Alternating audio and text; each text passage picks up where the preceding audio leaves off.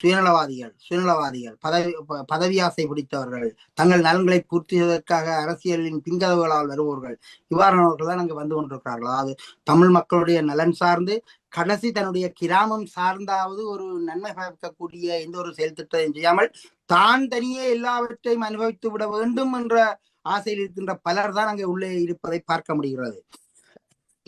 இந்த அடிப்படையில் போனால் நாங்கள் எங்க போவோம்? இந்த கட்சிகள் எவ்வாறு அழிவடையும்?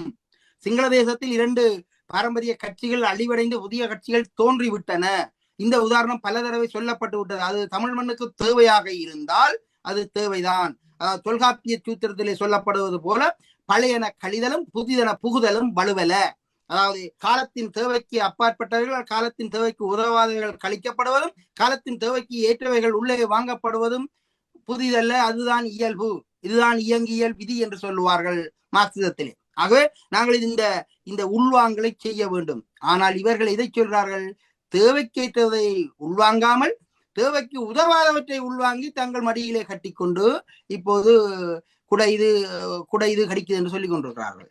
ஆகவே முதலில் இந்த கட்சிகள் தங்களை புனர் நிர்மாணம் செய்ய வேண்டும். அதாவது ஒரு சமூக முன்னேற்றத்துக்காக உழைக்க வல்லவர்களை இந்த கட்சிகளுக்குள்ள கொண்டு வரமே தவிர முதலாளிகளையும் பிரதேசத்தினுடைய ரவுடிகளையும் இந்த கட்சிகளுக்குள்ள கொண்டு வந்தால் இந்த கட்சிகளுடைய நிலைப்பாடு எதிர்காலத்தில் மிக மோசமான நிலையை அடையும். எங்களுடைய பண்பாடும் எங்களுடைய பாரம்பரியமும் அழித்தொழிக்கப்படும். இவைகள் அழிந்தால் தமிழ் தேசியம் என்ற பெயருக்கு இந்த இடமே கிடையாது.